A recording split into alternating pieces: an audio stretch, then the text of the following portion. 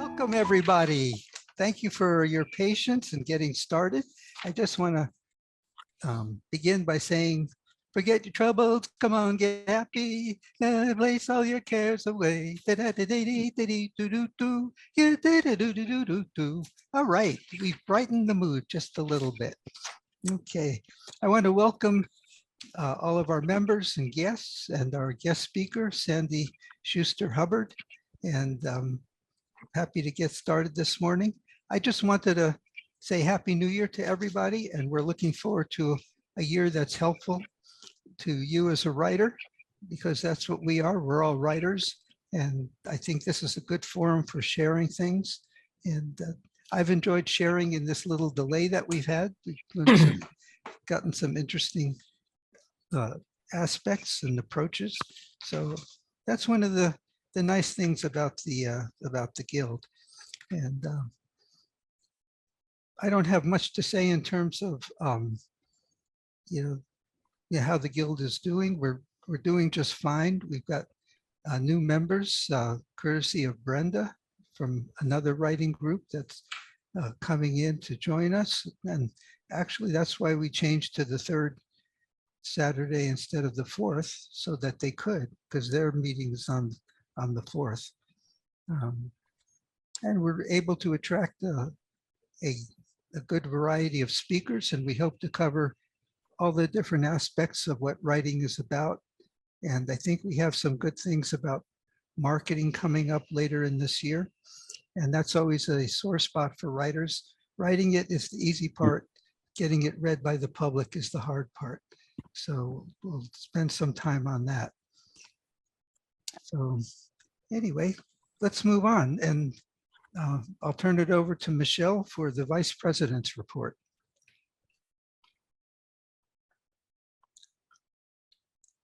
Is there a way the stream video can be turned back on so we can see those folks? I don't know. Oh, okay. Can you hear me? Yes, I can hear you, but there's no video. There's no what? There's no stream video. We can't see the room.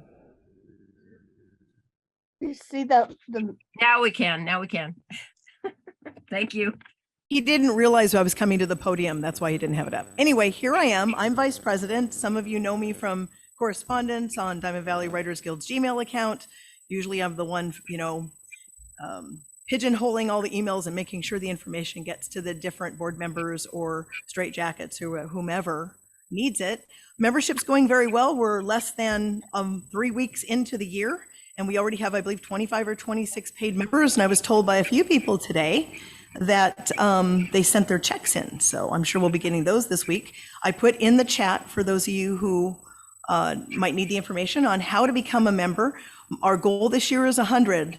Last year we had 87, I believe, actual paid members, something like that.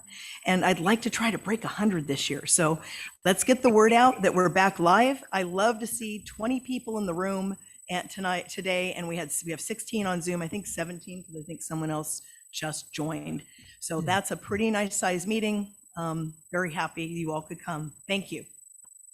Okay, let me turn it over to Lynette, our director at large, and she's very at large. Go ahead. Well, good morning, everybody from Montana. I'm glad to see everybody here and excited about the speakers we have lined up. Can you give me a thumbs up? Everybody can hear me okay? Yes. Yeah. Okay, good. Thanks. We're going to continue with the feedback form at the end of the meeting. So keep giving us your feedback, because the board does look at the responses and hopefully, move the Guild in the direction that everybody wants to go. I'm going to continue with the book shout outs again this year. I'm very excited about that. One thing you guys can do for me is make sure that you send me a cover photo, a blurb, and a purchase link, because for me to go and research all that for everybody, it's a little bit out of my volunteer status. But really excited about that. And anytime you guys feel that you have speakers or resources that you think would be helpful to the Guild, go ahead and send them to the email, Diamond Valley Writers email. and looking forward to working with you guys and representing you again this year. So yeah. Okay, well, thank you, Lynette. And now it's time for our Straitjackets Magazine report, one of the great magazines on the internet. And I see we have Cheryl. I don't think Ellen's here, so Cheryl, take it away. Okay, so I'm reporting on two changes. Ellen and I do not make changes willy-nilly. So because of the response to the contest or lack of response, we've discontinued the contest.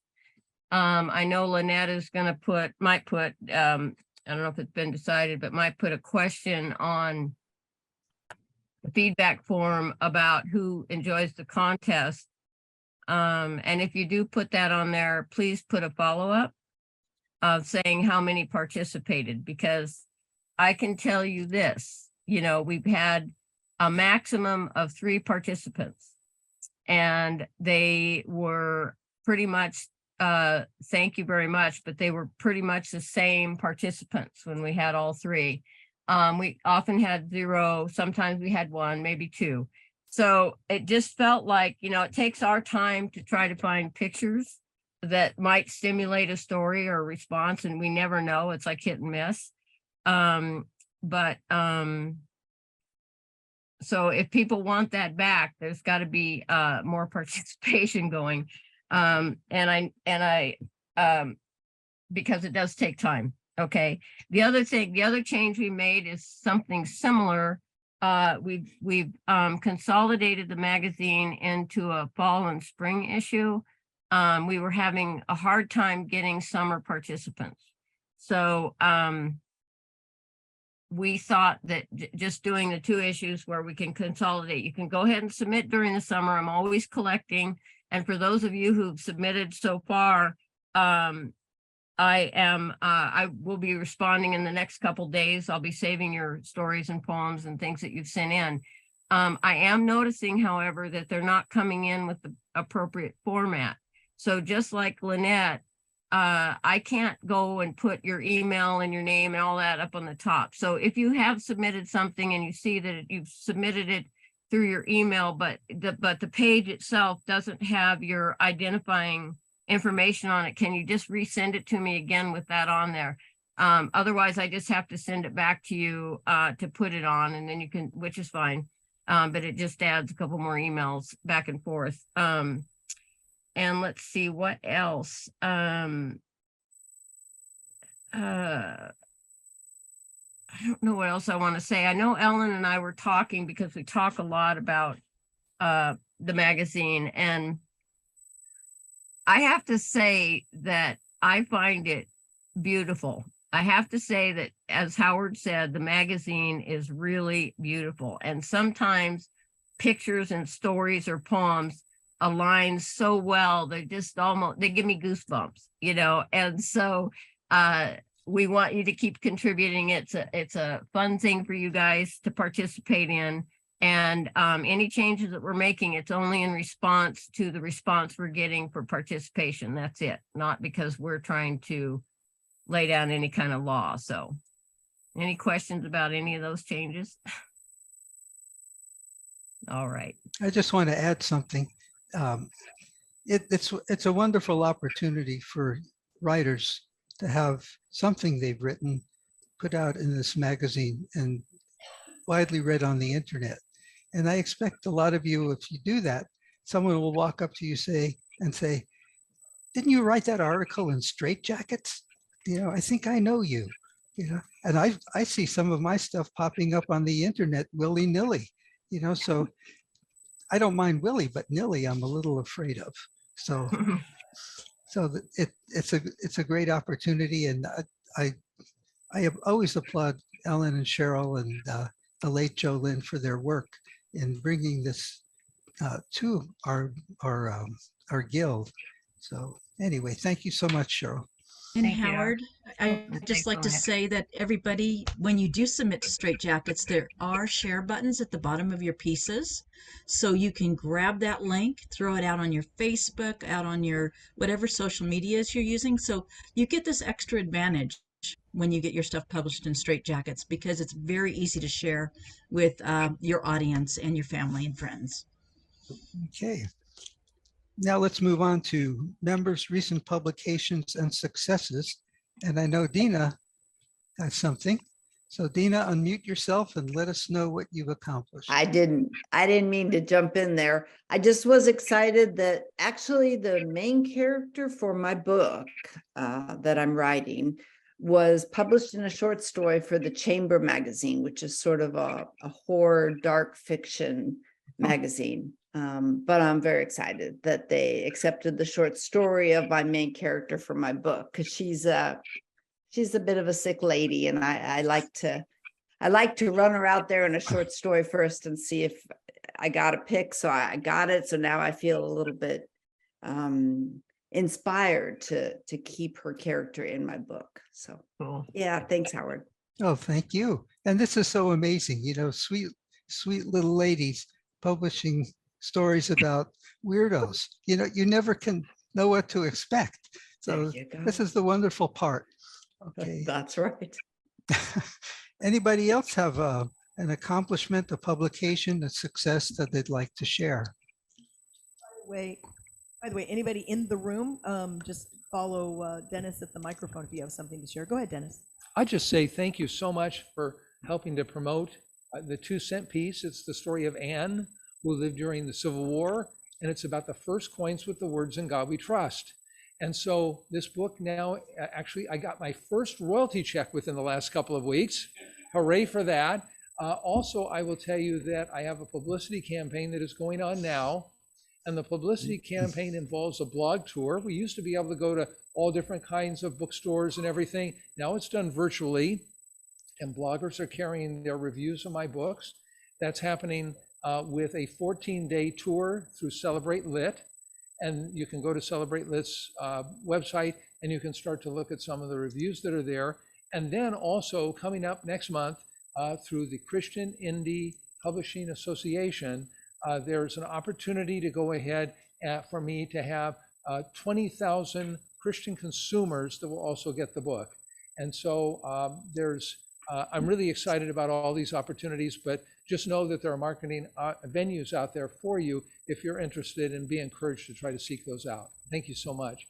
And there's the book again. Hey. Thank you, Dennis.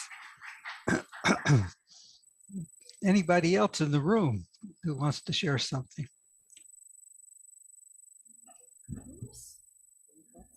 Yeah, I haven't published my most recent poem yet, but I just wanted to thank the magazine and the Guild. It is such an incredible feeling to finally be accomplishing what I've always wanted to do, and that was to be a professional writer. So I just wanted to say thank you. That's really all that was on my mind today. And yeah, it just really hit me on the way here, and I went, oh, I've just got to tell them. So anyway, thank you so much. Thank you.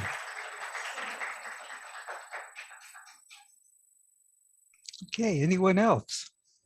We have another person coming to the mic. Please introduce Hi. yourself. I'm Linda Richardson, and this is my first time again to attend this meeting. I'm not a member yet. I'm hoping I will be. But I did wrote this book, The Diary of the Isolated, which deals with autism. And right now it's in Amazon, it's in Barnes Noble. It's actually it's in the library for you to borrow. It's in Riverside County Library. You can order it and borrow online. So that's pretty much it. I hope you will be interested in reading it. It's called The Diary of the Isolated. It's about autism, and the fiction.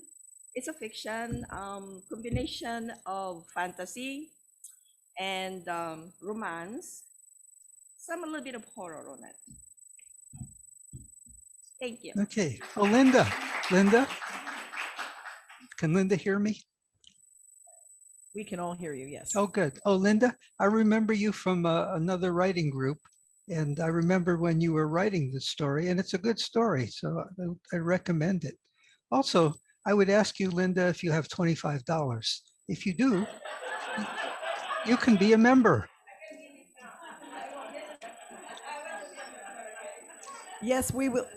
We will take people's money today. The treasurer is Jessica. Raise your hand. And I put in the chat the information on how anybody could pay if they wish to online. Okay. Do we have anybody else in the room? Okay. Anybody else online that has an accomplishment or a book or anything? Okay. Well, then that'll be it for this segment.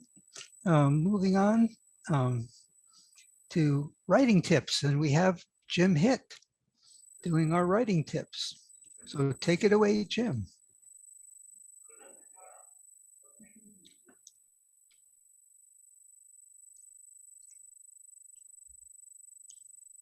I thought today I would give you a tip about one thing, but I want to preface it with a story first. One of my favorite books I read when I was in college was Look Homeward by Thomas Wolfe. It's a coming of age novel. I always love coming of age novels anyway, and just loved it. Well, it turns out that had been heavily edited by Maxwell Perkins. When Wolfe wrote the book, he wrote it on ledgers, big, huge ledgers. And he was at a party one night, Maxwell Perkins was there, and he talked with him, and Perkins said, "Oh, I'd like to see the book. Would you bring it in the next day?" So sure enough, he came in, and he laid the stack of 7 ledgers on his desk. That was Look Homeward, Angel. But it needed a bit of editing. This passed about 5 years ago. They published the entire manuscript as he wrote it, and they released it as under his original title, O, Lost, exclamation point. It's about 3 times as long as Look Homeward, Angel. Not only that, it was one of the most poorly written pieces I've ever read. He never met an adverb he didn't fall in love with. And he would say something like, he'd say, I do believe that, she said sadly and morosely. And then he'd throw another adverb in there just to make sure he got his point across. Well, what I want to talk about today, of course, is adverbs. Now, those of you who have been in my writing groups for years will think I hate all adverbs. Well, that's not really true. I actually kind of like one once in a while. When I used to teach writing at college, I limited the number of adverbs that a person could use to 0, mainly because I wanted them to focus on what's really important in a sentence, or verbs. Well, for those who don't know what adverb is, it adds to a verb or an adjective or another adverb. It modifies, it changes it in some way. And they usually end in ly. So whenever frankly, there are a couple of nouns that end in ly too, so you have to be careful of those. But for the most part, ly words are what you're looking for. I actually, they're useful occasionally, using ly word right there. Occasionally they can be useful, but you want to limit them. How many? Well, if I were writing 2,500 words, say a chapter, if I used an adverb more than once, I probably overused them. Why? I come back to the idea, if you use adverbs often, you're probably not using strong enough verbs. A verb is the real key to a sentence. The stronger the verb, the less you need adverbs. And with that, I must say, my last comment here is, I don't hate adverbs. I've got a bad reputation along those lines. I actually like them in extreme moderation. I have a program that I use, an editing program that I use. It's a great help called Pro Writing Aid. It's an online program and fits right in with Word. It's a great editing program. And it literally goes through and checks every adverb for me. And I usually, my first draft, I will usually have 6, 7 adverbs in a 2,500 word draft. It will pick out each one and give me a chance to look at it and say, do I need that adverb? Usually, if I have 6, I'll take out all 6, but once in a while I'll leave one in because I like it. So I do want to go back. It's not that they're bad, but you do have to use them in moderation. Modern writers, you can go back and look at writers from the 20s and 30s, and they use them all the time. No doubt about it. Modern writing today, publishers do not like people to overuse adverbs. It's just that simple. And so if you're trying to get published by, traditionally at least, you really have to watch the use of adverbs. And so much, and once again, I wish to say, I'm not prejudiced against them, but thank you very much. Oh, Jim, before you leave, does anybody does anybody have any questions about what Jim just said about adverbs? Okay. Howard, by the way, Jessica is the one announcing Sandy, not me, on the agenda. Okay. Okay, let's move on to our guest speaker, and to introduce her, we have Jessica, our esteemed treasurer. So Jessica, take it away. Hello, everyone. I have the honor and the privilege to be introducing to you Sandy Schuster-Hubbard today. Sandy Schuster is a National Board-Certified Educator in Language Arts. In addition to her career teaching high school, college, and university level classes, Sandy has authored or co-authored 13 subject matter books for an educational publishing firm. She served on DVWG's board for 4 years as member at large 2017 through 18 and as vice president 2019 through 2020. And her personal essays have appeared in literary journals, including Straitjackets Magazine. Currently, she's in the editing phase of her memoir. As a lifelong learner, Sandy has driven cross-country to attend workshops and writing-related events, including the Iowa Summer Writing Festival, Irma Bombeck Writers Workshops in Dayton, Ohio, ButcherCon, and various seminars presented by notables such as Donald Mass, Lisa Dale Norton, and Jane Friedman. Readers and writers are my tribe, she says, especially those who have a sense of humor. Ladies and gentlemen, please welcome Sandy.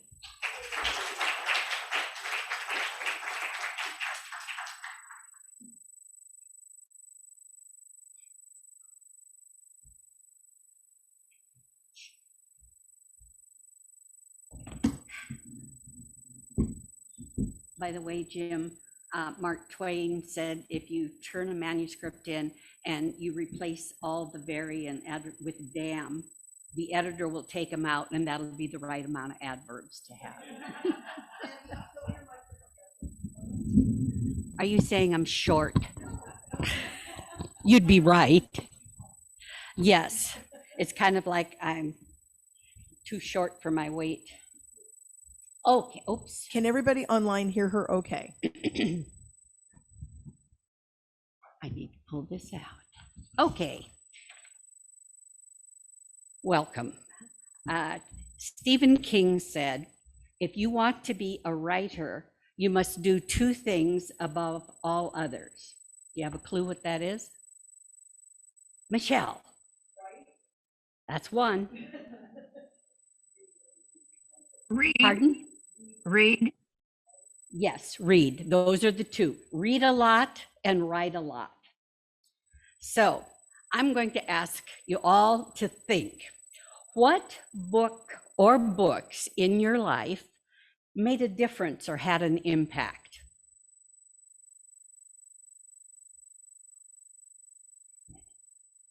Who's got one to share?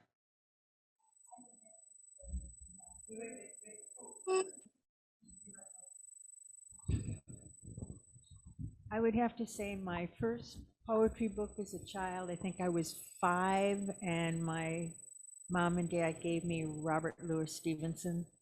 So I would have to say that made the impact. Great. Thank you. Someone else.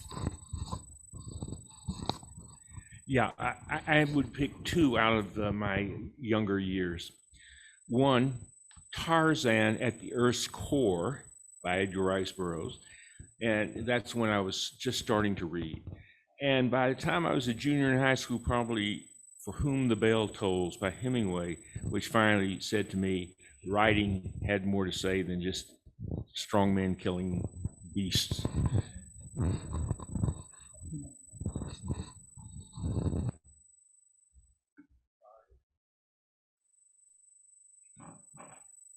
Anyone else?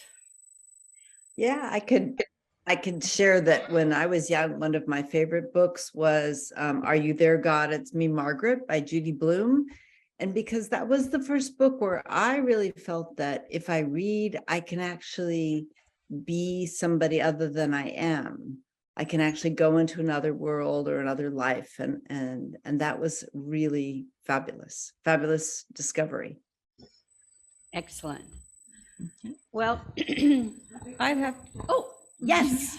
there are many books, so I'm going to step outside the box here and say that it was actually a teacher Okay. in the 9th grade.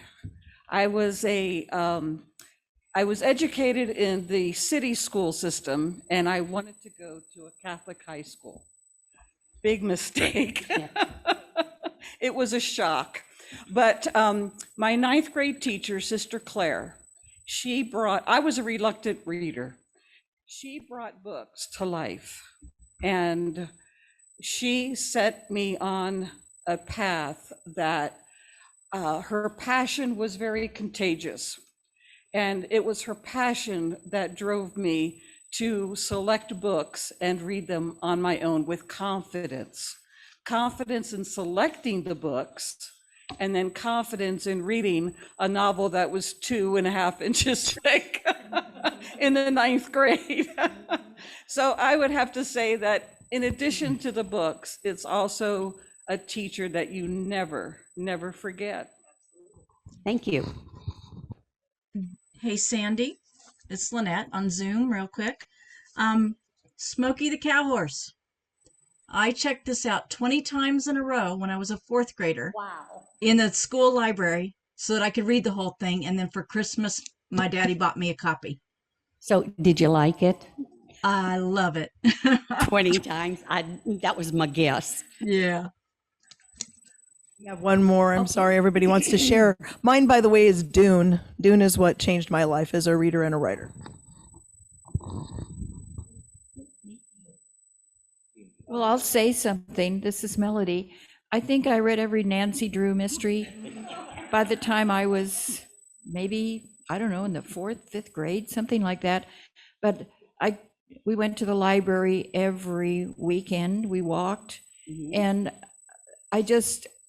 it became like my world, and I just loved it, loved them all, and continued to love reading. Now, who was this meant for? Just be quick. It's not something that you probably experienced it here, but I grew up in a third world country, and we don't have a kindergarten. Just 1st grade. That's it. We don't learn alphabet. Just go in there and just start reading. And they give me book, a children's book. The title is Pepe and Pilar, and it is my dialect. So I started reading it, and my classmate, my friend beside me, knows how to read already, and she was dictating to me the book because I don't know how to read. And I treasured that book. I came home and I struggled to learn to read that book on my own. And I carried that book over and over again.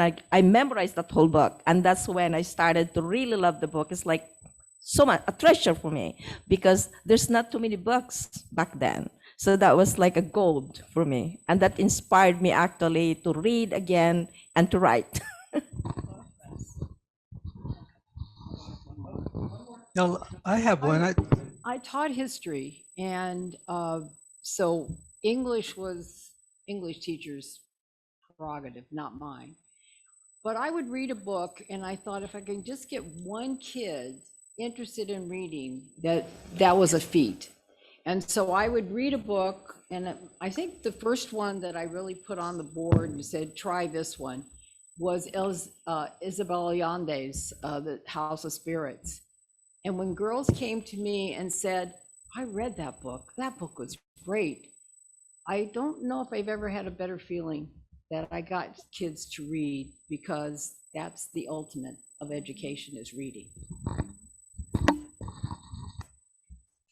I just wanted to quickly add my book that affected me, and it was Black Beauty.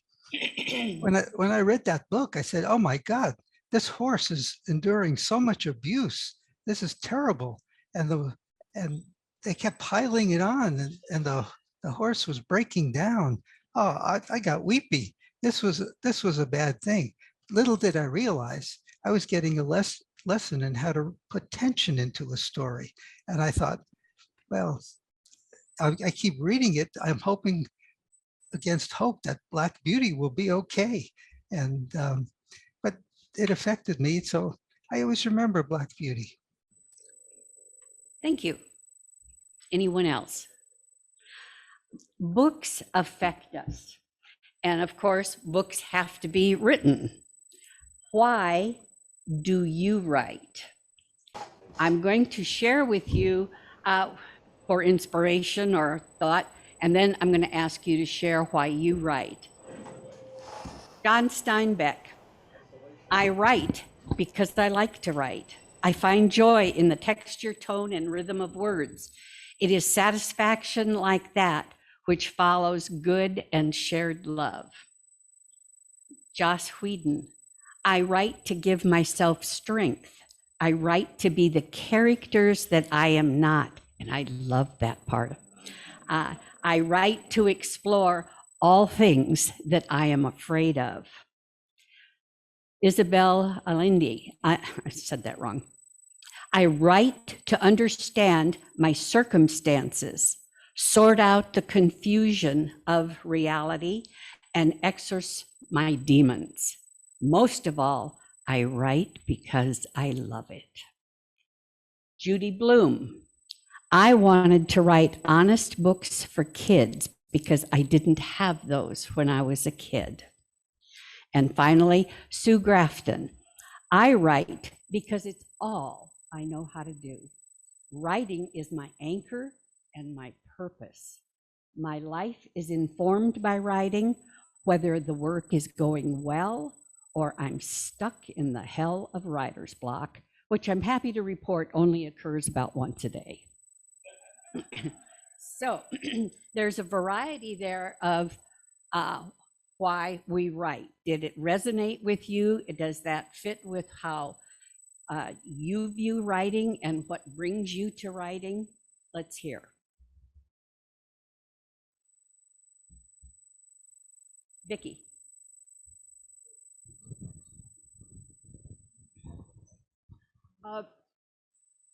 I think the reason I wrote my memoir, and it was cathartic for me. It was a lot of stories in my head that I felt needed to get out of my head. And so it was the easiest thing to do is put it on paper. And so I find writing really cathartic. And I think that's a healthy thing for the brain, if nothing else. Thank you. I started writing even when I was in high school. Very bad writing, of course.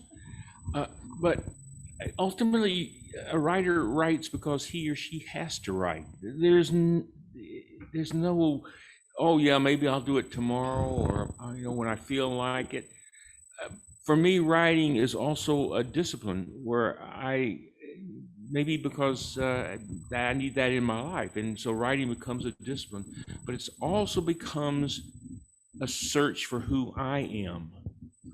And I think any writer worth his or her salt is doing that. You're searching for something about yourself, and at the same time, it goes beyond that. You want to tell a good story. You want to entertain people. I used to have arguments with teachers when we talked about, well, what is literature all about? What's the purpose of literature? And my statement always was the first criteria of literature is to entertain. Now, there are other things that are meant to, of course, instruct, but it's to entertain. But in the entertainment exists on many levels. And I think that one level is you're always searching for yourself in what you write. Behind you, Michelle. I'd have to agree with pretty much everything you said. Oh, I'd say I write because one, I enjoy it. Two, I think there's a little divine intervention there. Sometimes it's an epiphany and I surprise myself and there's some truth revealed that I just didn't know was there. So that's pretty much it. Are there anybody, is there anybody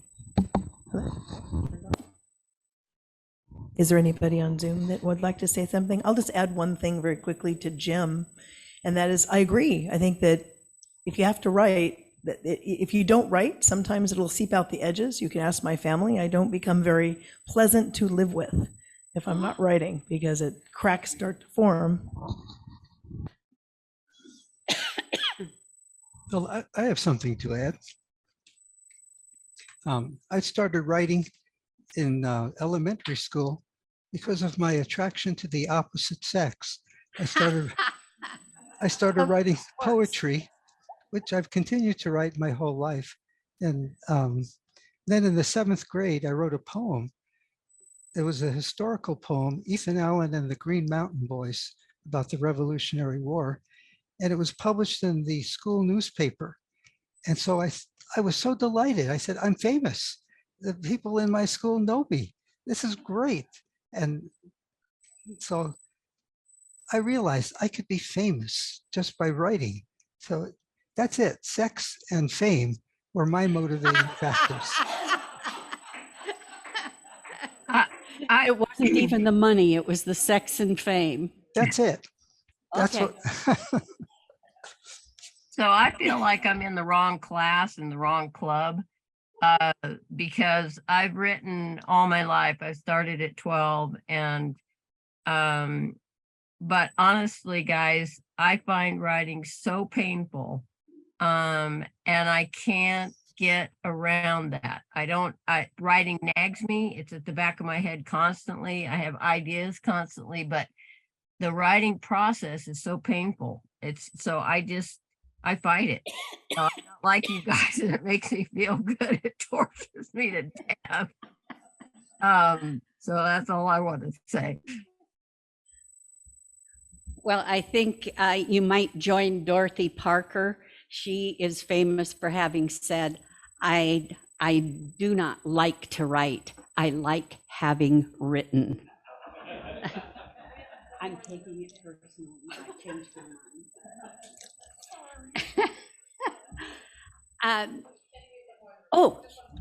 Where? We can have 2 more even. Yeah, I find that I write when I'm having a lot of problems, and I escape my problems because I can. When I'm writing, that's where I'm at. I'm not anywhere else, and I often find even when I'm writing like a Western, after 3 or 4 chapters or something, I put it away and stuff, and I'm a lot calmer, but I'm also, my problems are gone because I know now how I'm going to work on my problems, and I don't know what brings that into my head when I'm writing, but something does. Hey, just be grateful it's there. Amen to that. Anyone else? Okay, now in writing, we have challenges and obstacles, perhaps. What problems annoy you or suit you, hit you? Because if you don't know what the problem is, you can't fix it.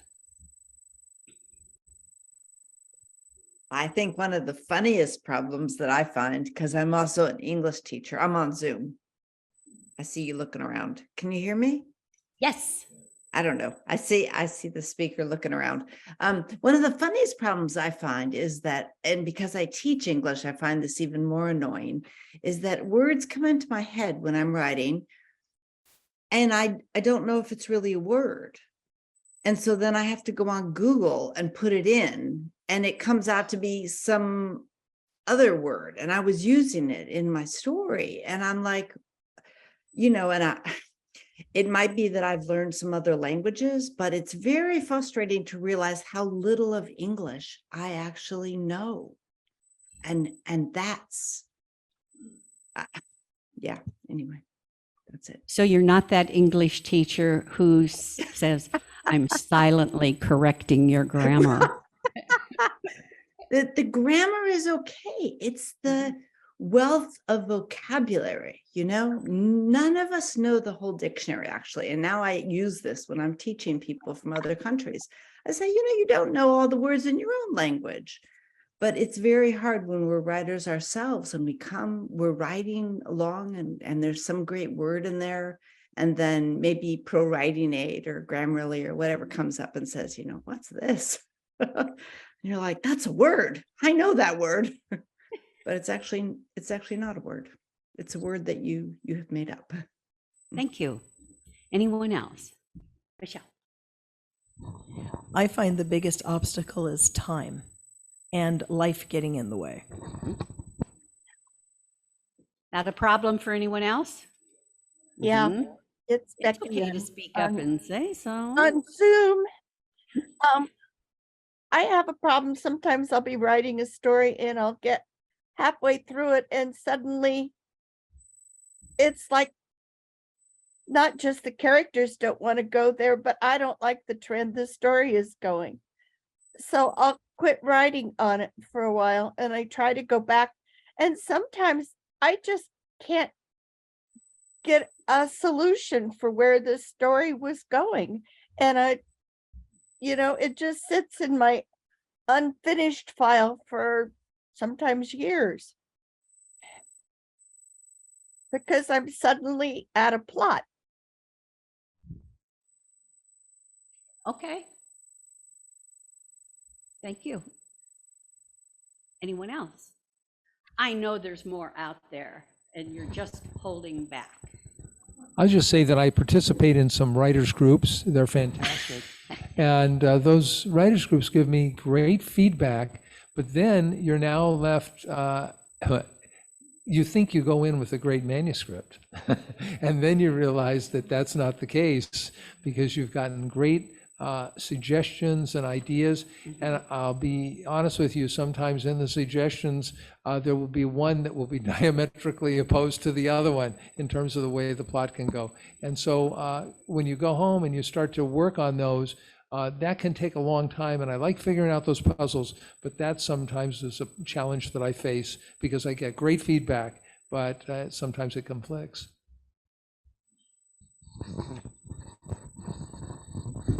Thanks, Dennis.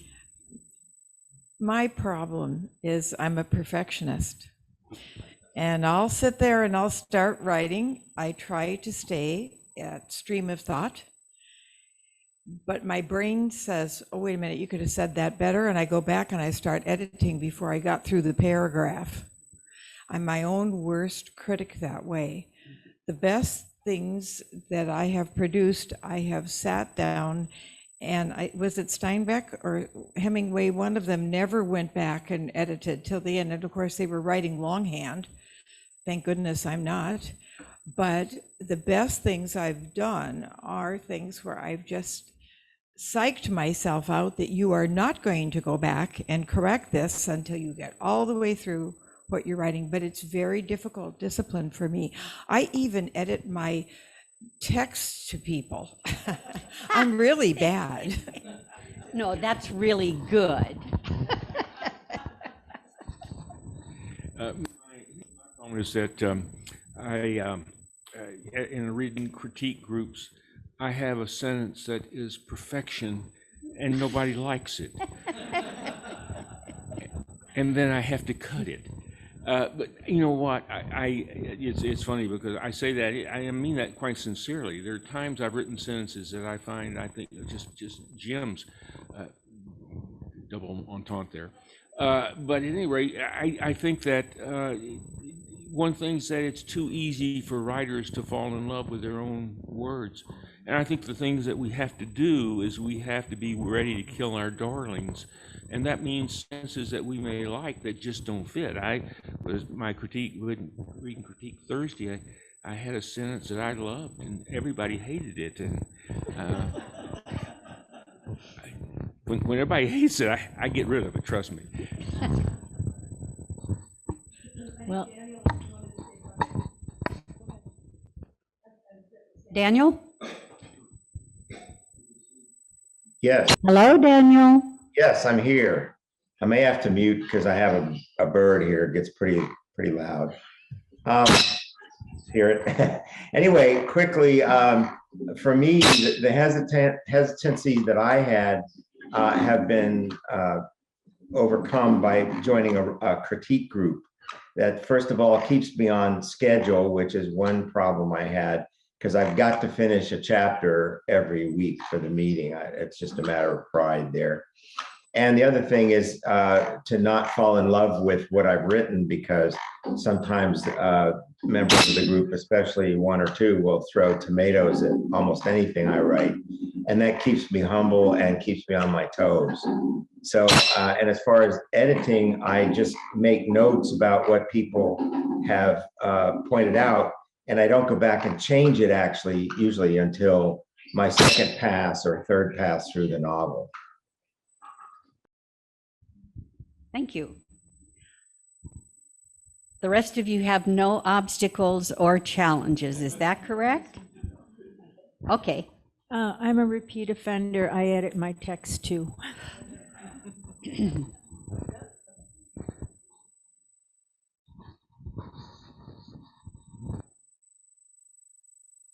Okay, I made a list. It's kind of long. Some of them have been hit. Editing while writing. Never-ending research. Oh, I love to research. And so then I go down a rabbit hole with that. Distractions, noise, internet, job, family. Forgetting brilliant ideas. Dang. Clutter. Not enough time to write. Fear of negative feedback, social media, interruptions, multiple projects, lack of rest or sleep, perfectionism, lack of confidence, procrastination, disorganization, burnout, card games or video. You hit some of those. And now, what is it that we can do about that? How will you mitigate not having that keep your writing or cripple your writing? So does someone who has not shared theirs have a solution to any one of those kind of obstacles, what one can do to meet that challenge? Okay, I'll say what worked for me. Hi, Okay. Sandy and Brenda. Can you hear me okay? Yes, we can. You look beautiful today. Oh, thank you. I'm a totally disorganized person, spur of the moment, and I never got much done in the writing world because of that. But I found that if I discipline myself, like I get up in the morning, make my coffee, feed the pet, and go right to the computer. I don't comb my hair. I don't put on makeup. I go right to the computer and I make myself stay there as much as I want to get up and go do something else. I make myself stay there at least 2 hours. Wow. And I pull up my document, whatever I'm writing, and go over it. Some days I really don't want to write. It's like I'm blank. So I'll go back over what I've written and do some editing until I get the flow of the words again. And now I find, since I've done that for several years now, it's the only way I can produce. And if I do not go to the computer right away, you might as well forget it, because I just can't make myself go. But I have that guilt if I don't go to it. So now I do it every day, no matter what.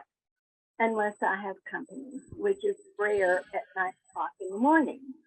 So that's the only way that I've been able to produce anything in my writing life.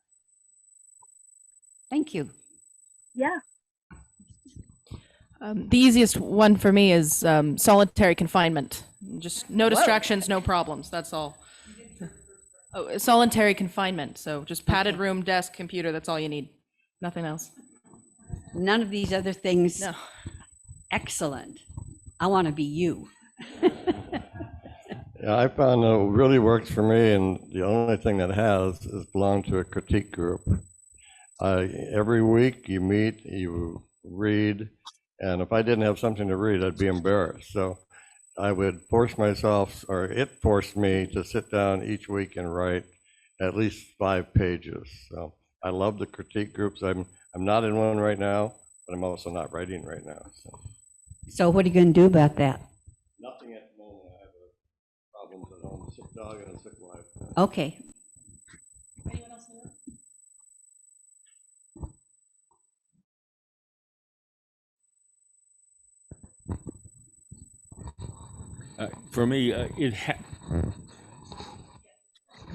For me, it's discipline. And in the morning, every morning I get up, I have breakfast, kiss my wife, and then go off to the computer room for the morning. And I either write or edit in the morning.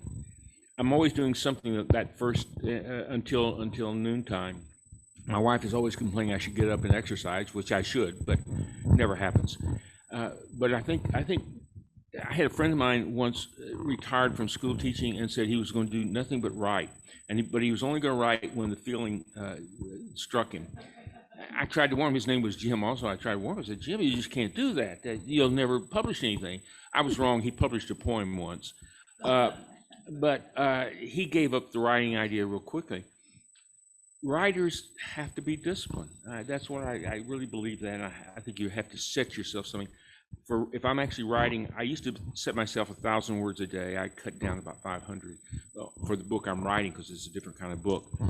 But right now I'm trying to set myself about 500 words a day. So that's my response to how I exist.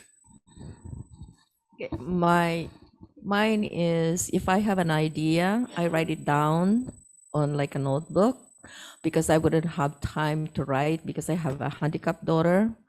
So I will wait until everybody is asleep, my daughter is asleep, and so then I look at the idea that I wrote in there and I just start writing, but my idea is already there.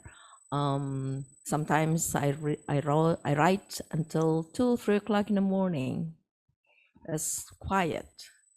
That's what I do. Thank you. I have something to add. What I do is I review the last chapter or two. With me, writing is how the characters are, how they feel, what they're doing. And I review the last chapter or two, and that refreshes the feeling of where I am. And then I like to go online and do a little research at that point about where I'm going. So it gives me a direction when I see what's the next step for these people. I like to know what it looks like. And so I do the research and I find out what it looks like, where they're going. And that may even include things like what's on the menu at the restaurant, or what does the hotel room look like? Or, what does the city look like? What do they do here? So now I have more realistic attributes to add to what the characters are doing. And it just becomes engrossing. So I really don't have a problem in that respect, because I now have a method which I found to be one that really works well for me. Thank you. Someone else I thought had their hand up, no? Okay. How many of you, like several have shared, actually have a routine that well, let me ask this. How many of you write every day?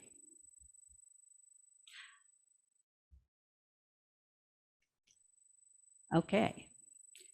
A few minutes. How do you track it, or how do you set it up for yourself? What works best for you? That you're going to write X amount of time, like hours? Is it X number of pages or X number of words? Yes. Okay.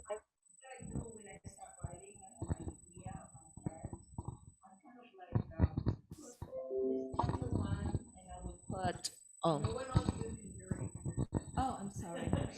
Okay. Yeah, what I do when I started to write the story is I break it down like chapter 1, 2, 3, and what's in my chapter 1, what's in my chapter 2, what's in my chapter 3 until the end, and what will be my ending on this one. So when I start writing on the chapter 1, I put it there what topic I should be putting in there. And so I will try to write my idea on the first one that I'm going to write. And so even if I write only probably 20 minutes of the time, when I have the time, it kind of like if everybody is quiet and I'm cooking or whatever I'm doing, okay, I'm gonna start this on even for 15, 20 minutes, and then I'll come back again and do another one, but I'm going to finish that, what I put in there.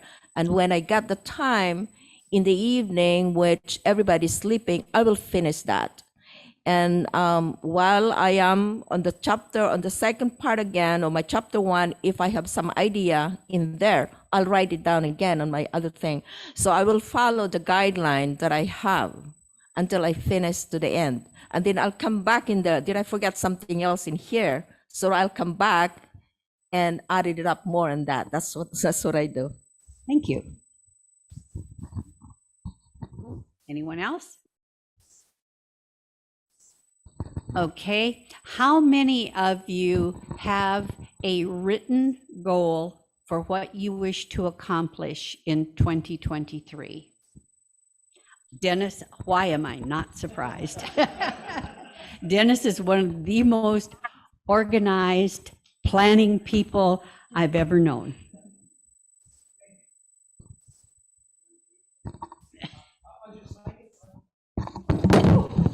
Hello. I'll just say one of the things that I did is I looked up online recently the idea of vision casting. And there was a great article that I came by that ended up talking to the idea of you should set yourself a vision. And it wasn't just the idea of a casual one. And mine ends up being to be the best well-known and respected author in the field of using the In God We Trust message to reach a wide group of children's readers and parents and grandparents. And so by getting that down, I was able to now say everything needs to flow from that, including what I'm writing, how I'm writing, the amount of time that I'm spending, making sure that I'm going to meet deadlines and things like that. And right now I'm in the throes of getting things done for a March deadline. And so I'm excited that I have something to guide me. And people may want to look up vision casting and try to find some things to that. And maybe I could even send that over so if we could put the link somewhere in the Guild's material. Okay. I can email it out for anyone once he gets it to me. Anyone else have a written goal? Or is it just in your head? Oh, okay. I'm done with my novel. It's already up to the end, I hope. It's 90,000 words on it.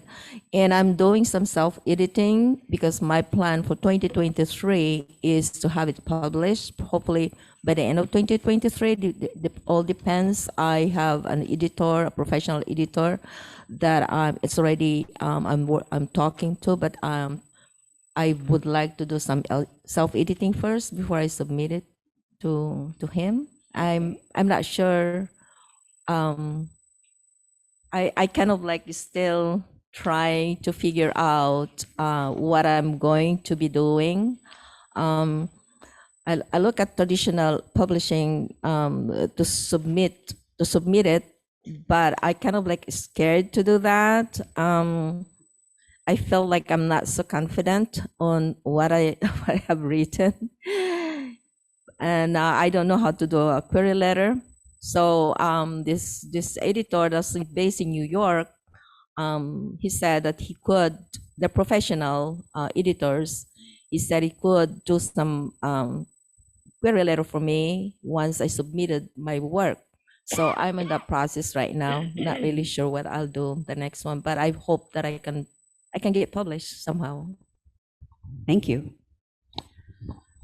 Well, most, excuse me, most goals are more achievable if you write them down and have a clear vision of what it is that you want that to be.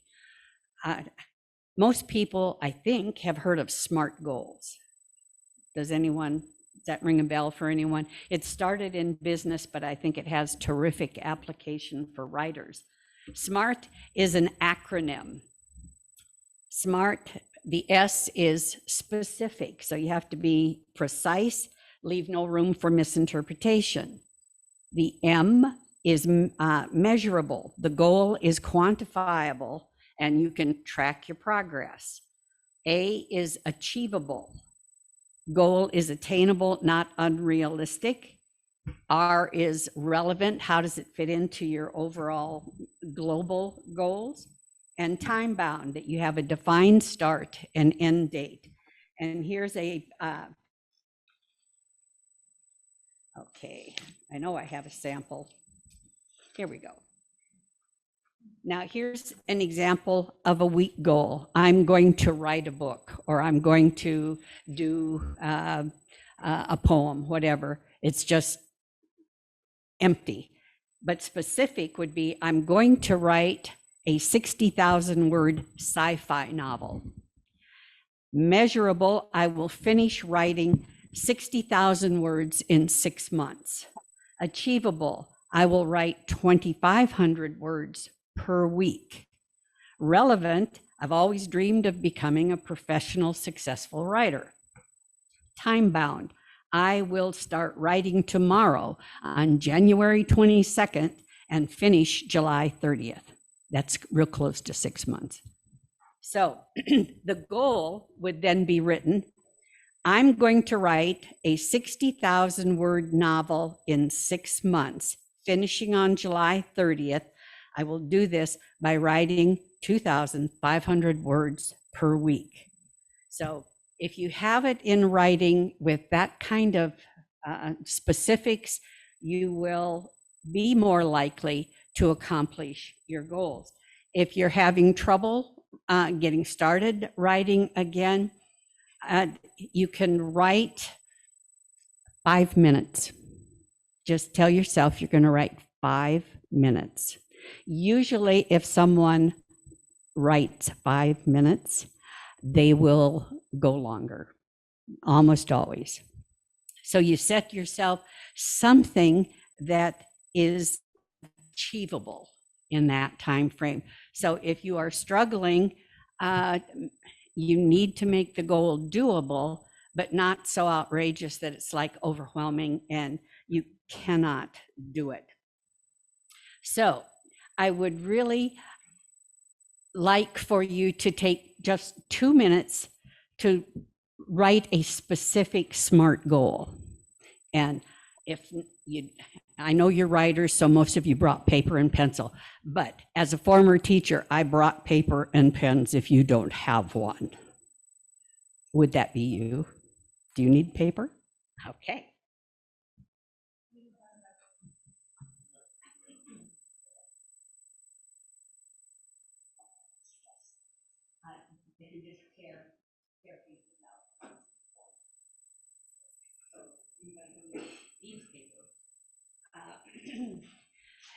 It's a little harder for me to supply paper for you guys, but I think you're at home or in your office, and so you're on your own.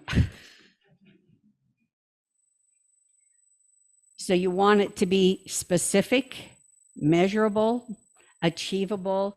You don't want to say, oh, I'm going to write 50,000 words a week and I'll be done in a month. I don't think so. I would pay to watch you do that, however. And time bound, of course.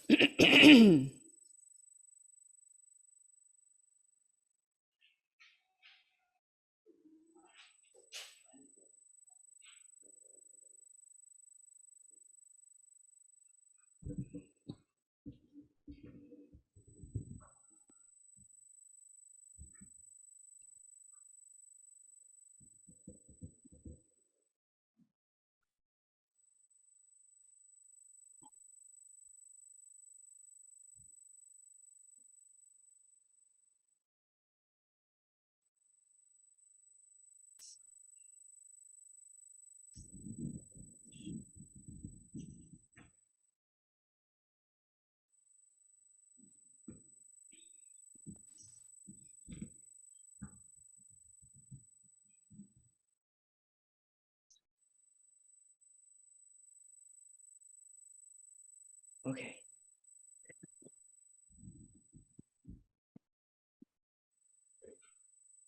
Um,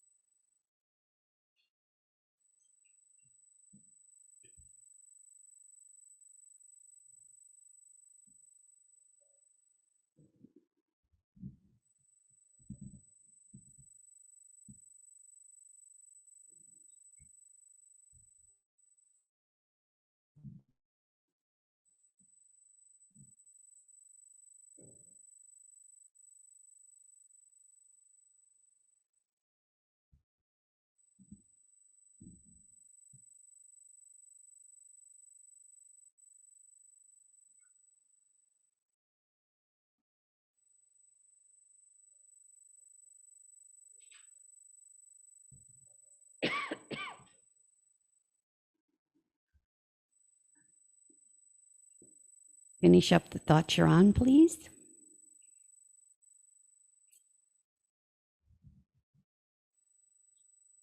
And who's willing to share their goal? Not that it can't be altered. You're not tied to it just in case you change your mind. Ooh. I'll share one of my goals. When you announce them publicly, you feel far more committed to doing it. You're more accountable. So that tells me something. Everybody's going, yeah. I'm ready. Jerry? Okay. Hi. I am going to complete my 80K rom-com by writing 500 words a day and editing at the same time, because that's what I do, and finish before my birthday, July 14th. Yay.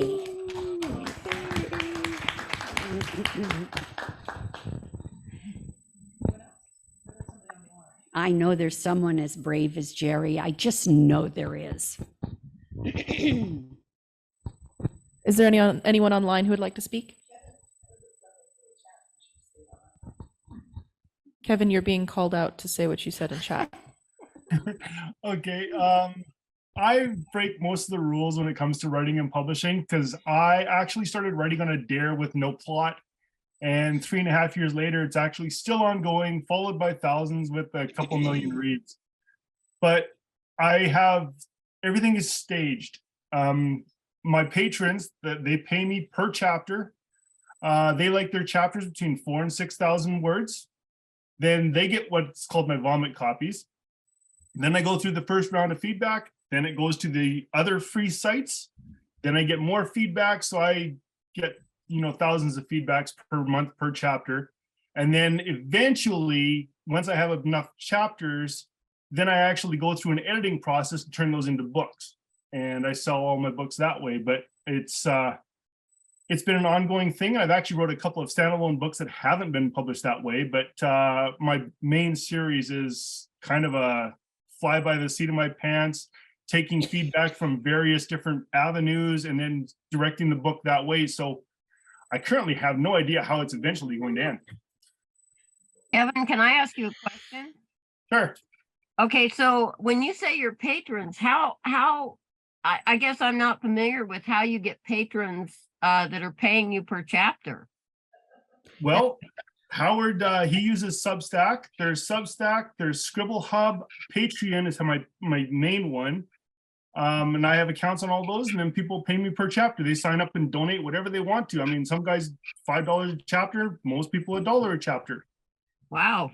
I've got a buddy of mine that's been writing a story for 5 years, and he currently has, I think about, and the lowest you can go is $1 a chapter, and I think he's got about 10,000 patrons. So every chapter he writes every month is roughly $10,000 for him. So oh my God. So that's actually the way that I've taken my writing more so than publishing, is trying to create this serial following. Wow. Thank you. Impressive. Anyone want to follow that? We all would like to do that, yes. Well, a goal without a plan is just a wish. So with all due respect to Jiminy Cricket, just wishing for your dream to come true has some flaws in it. A lot of what this is establishing a routine, which is really a plan, and figuring out what works best for you. Is it a time of day? Is it when you're inspired? And a lot of folks say, yeah, I write when I'm inspired, and I'm inspired every morning at 9 o'clock. There were a couple of writers who I ran across that said that. There were a couple more in chat if you want them to share. Oh, yes, very much so. Wanda, go ahead and share, unmute and share.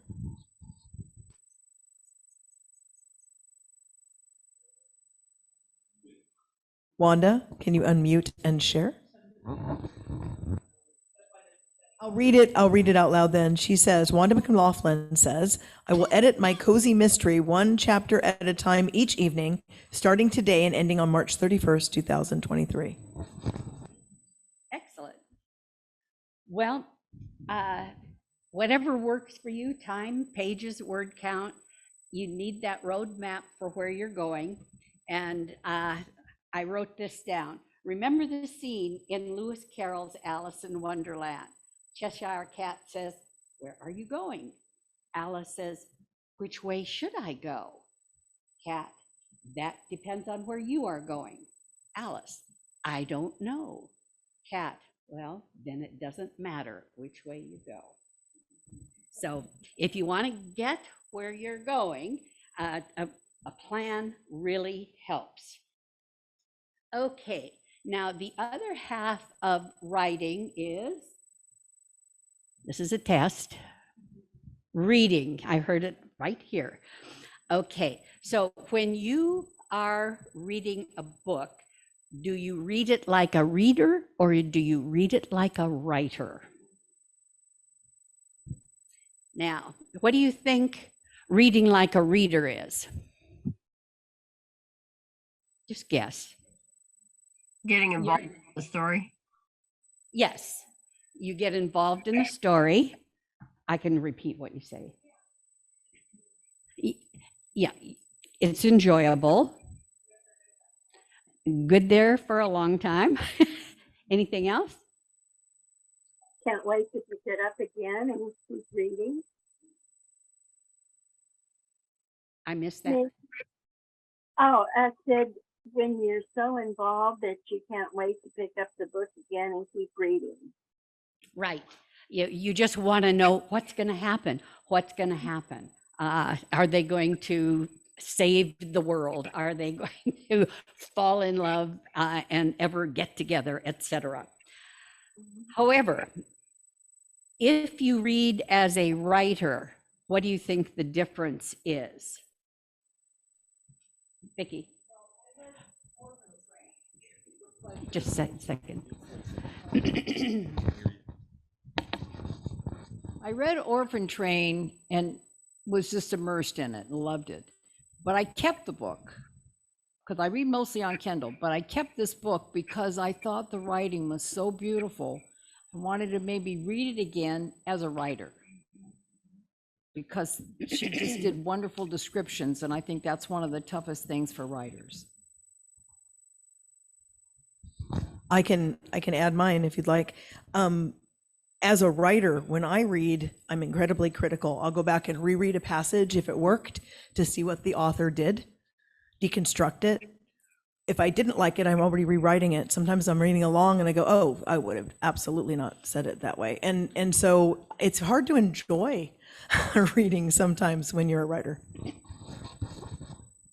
What else might a reader discover in the reading? Dennis? They might actually fall in love with the characters and become so emotionally invested in them that it really becomes that kind of connection. And even if it's memoir, they might really relate to the person, their life, and learn lessons that can be so valuable. Okay. Well, typically when you read as a writer, you also look at things that aren't working when you go, ew, they would never say that, or that's uncharacteristic, or that line is exquisite, or the dialogue is really something to emulate, so that reading exposes you to a variety of good writing. And you can pick up in context what constitutes good writing. And when you are picking out things within it, within the story, you find ways to improve your own writing, even if it's on a subconscious level. As a youngster, I was an avid reader.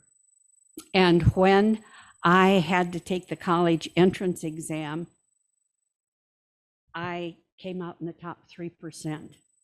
And it wasn't because I knew grammar that well, but I had done so much reading that when they gave you a multiple guess question, is this correct? Which one of these is correct? It was a no-brainer. And so I know that I picked up a lot just by osmosis. And it's true, especially if we are reading good material, we find things we want to do. If we're reading poor material, things we don't want to do. And I did pull 4 quotes of authors. William Faulkner said, read, read, and read. Read everything, trash, classics, good and bad, and see how they do it. Read, you'll absorb it. Stephen King said, if you don't have time to read, you don't have time or the tools to write. Simple as that. Nicholas Sparks, I read over 100 books a year and have done so since I was 15. And every book I've read has taught me something. And then Ray Bradbury, write every day of your life, read intensely, then see what happens. Most of my friends put on that diet have very satisfying careers. Now we'd have to X out the very, but it was spoken, so he can kind of get away with it. So from what I could find and discover, that we really should have reading goals as well as writing goals, that you are continually reading, and not just in your genre, read in other genres to see what's working or how any piece of that could be utilized within the writing that you're doing. And I ran across Grant Faulkner. Anyone know who Grant Faulkner is? He's the NaNoWriMo guy. He does a lot with National Novel Writing Month. And this was an exercise that I thought might be fun to try, not right now because it would take too long, but he was speaking about originality and that we think that sometimes what cripples us from writing is to say to ourselves, oh, this is too derivative, or I don't have anything original to say.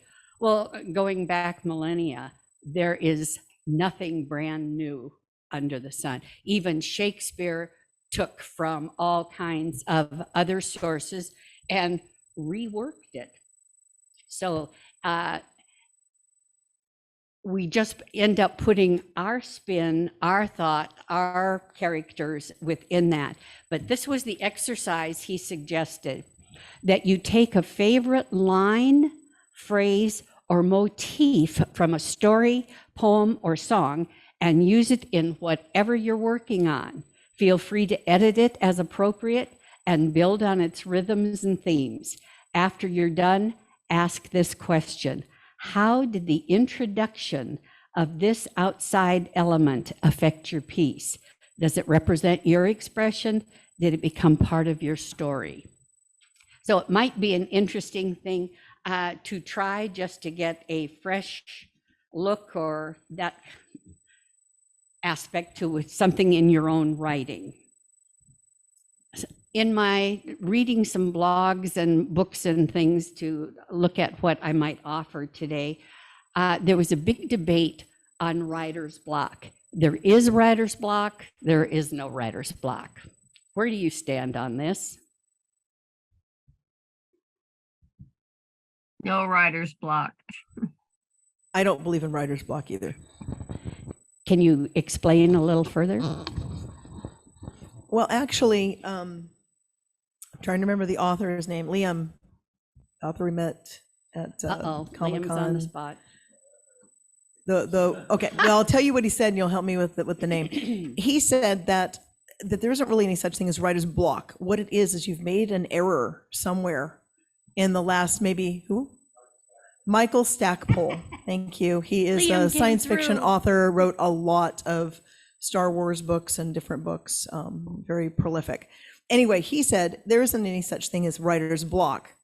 It's not that you don't know how to move forward from your plot, it's that your plot's wrong. So you need to go back and find out where you made the wrong turn. And if you're not moving forward, it's because something's wrong with the story. So he says, go back, take a look, find where the problem is. If you solve that problem moving forward, there will be no block. So it doesn't really exist in his opinion. Thank you. Anyone else? I'll just say that Jerry Jenkins, who wrote the Left Behind series, actually said that he does not believe in writer's block, because he said if you go to work and you said, I have a work block today, you're going to be fired.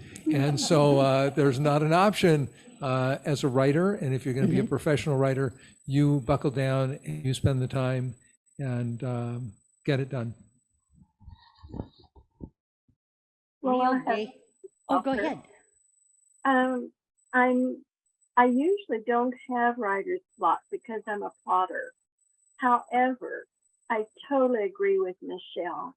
My current concept, I have been stumped on it and not able to move forward for the first time ever.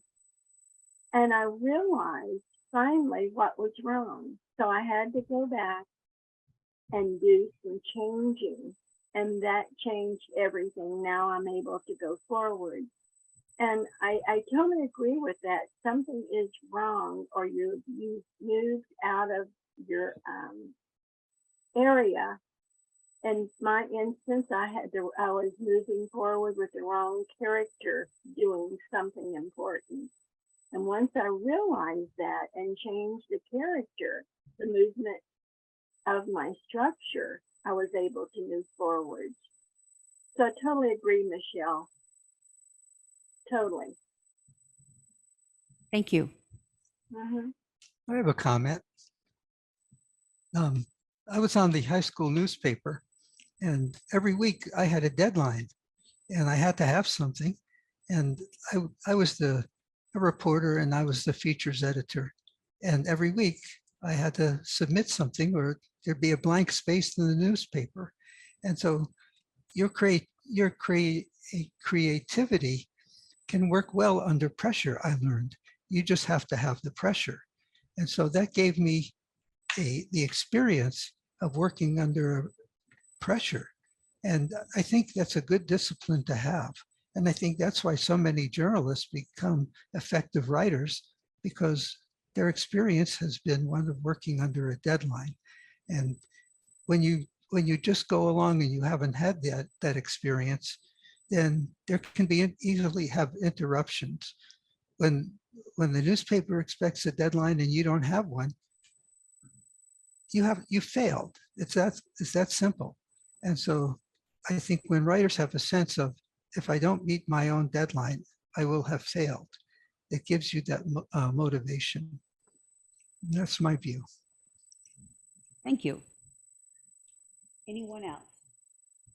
I pulled 2 quotes to share with you. Neil Gaiman says, "This is how you do it. You sit down at the keyboard and you put one word after another until it's done. It's that easy." And I wanted to slap him at that point, but the end of the sentence is, "and that hard." So it's that easy and that hard.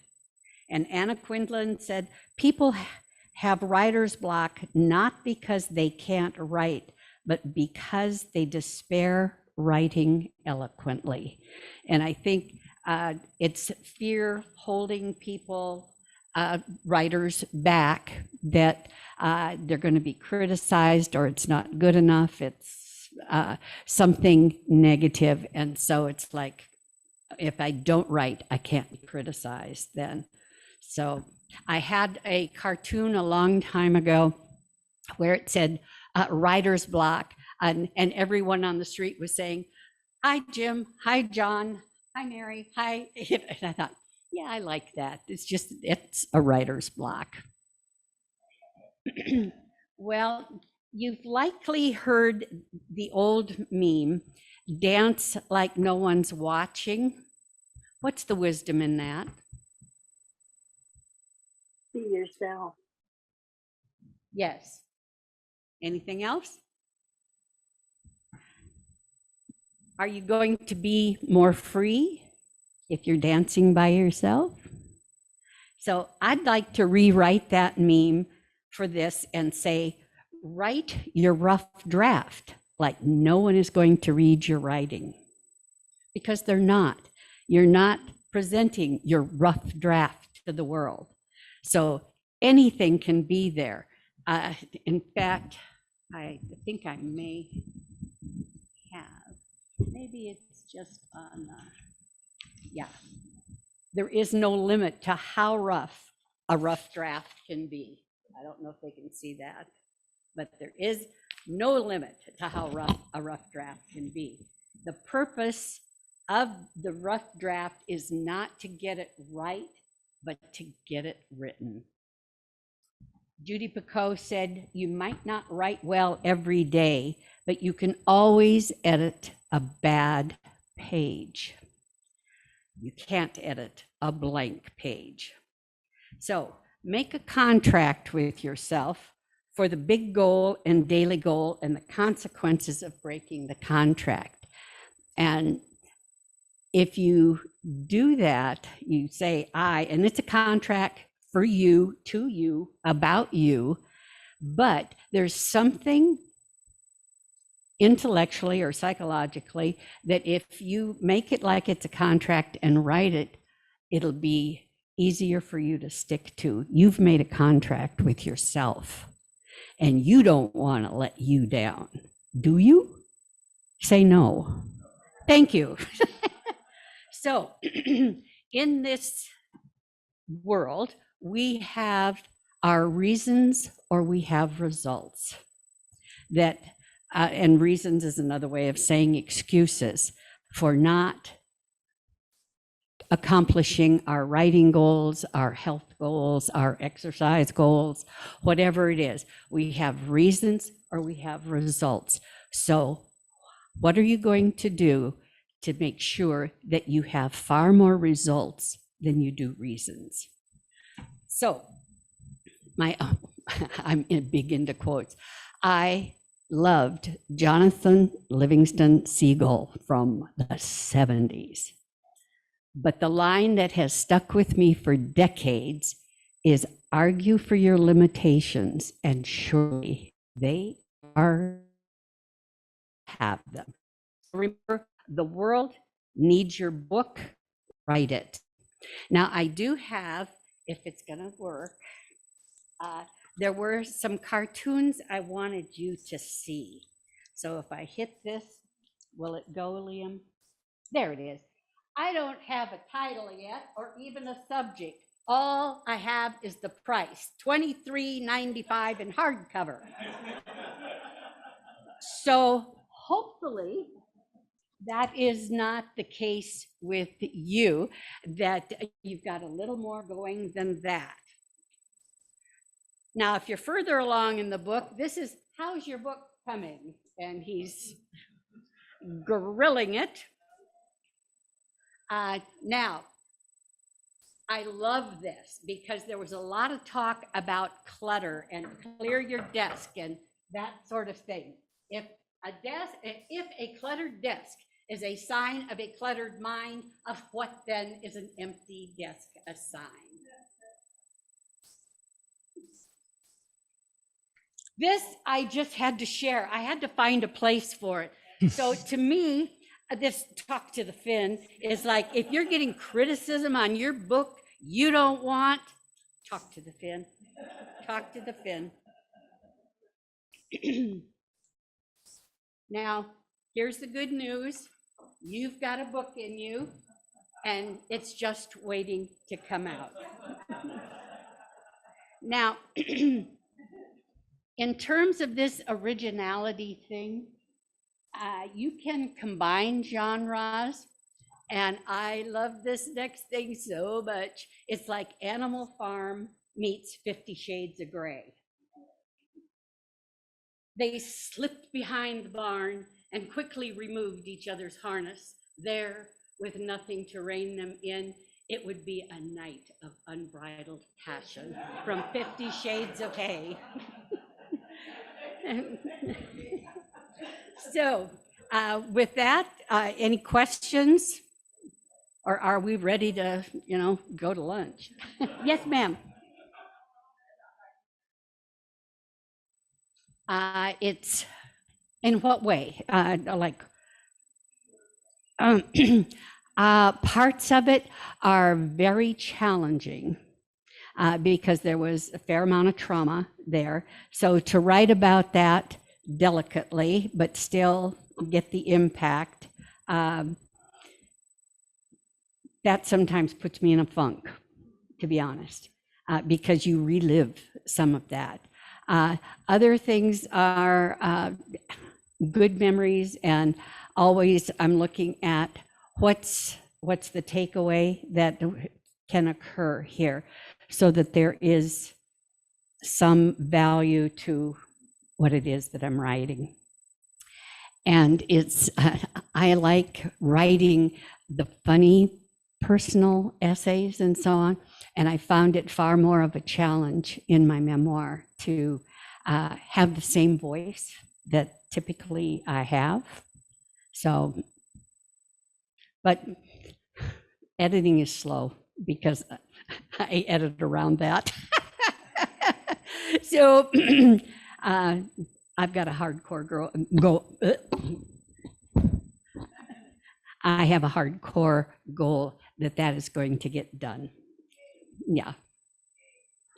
And part of that is that I've had more than one person say, you really need to get that book out there. And so that's highly encouraging to me. As someone who has read portions of it, I agree. Thank you. It's and we are truly fortunate to have this writing community, and the fact that we've got people like Jim and Vicky, who have critique groups, and Valerie has a critique group. So you have people who can read your work and who can read it with some level of skill. So it isn't like turning your book over to, my kids think I write just, oh my God, it's just fantastic because part of it's about them, so of course they like it. Anything else? Any other questions, thoughts? Yes.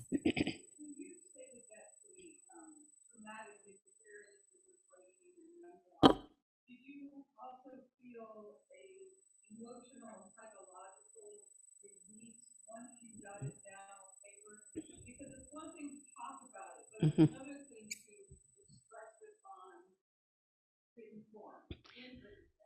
Yes, and there are layers because you don't just do this and oh, trauma's gone. To this day, I have PTSD. Oh, I'm sorry. The question, can you repeat the question, Michelle? The question is, while writing the memoir, did you find it emotionally and psychologically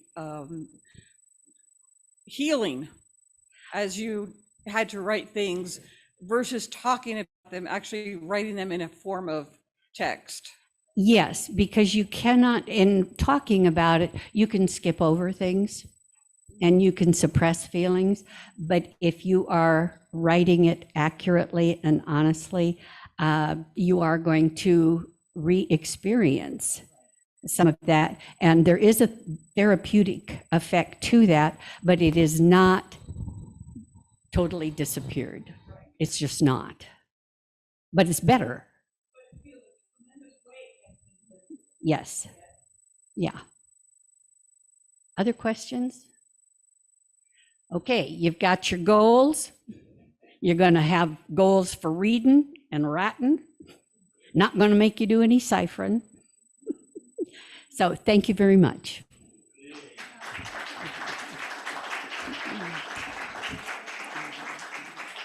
Okay, thank you, Sandy. And just in the way of concluding, next month, February 18th, our guest speaker will be Les Edgerton, who appeared here last year. And the topic will be how not to write a novel no one will read. And I've enjoyed Les Edgerton. He's a unique character. He has a criminal background and turned himself into a world-class writer.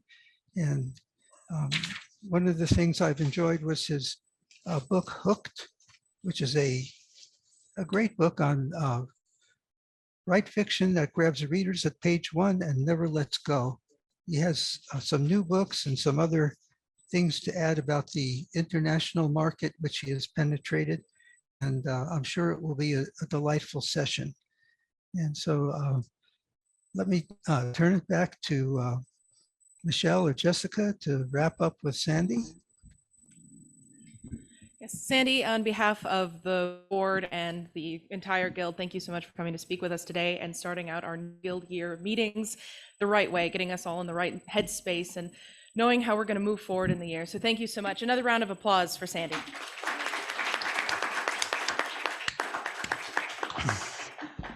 One more or a couple more final orders of business for the people in the room. If you wish to pay your dues to me directly today, you can come up to me after the meeting and I will get you all squared away and make sure that you're logged into the new year and you have all the full membership access. The other thing is, of course, feel free, anyone in the room or on Zoom, to join us after the meeting at Emilio's for a lunch and social gathering. Okay, Linda, did you hear that about joining the guild? Okay, that'll be it. And I'd like to say, write on, brothers and sisters. We're going to keep writing till the world ends. Okay, we'll see you next month.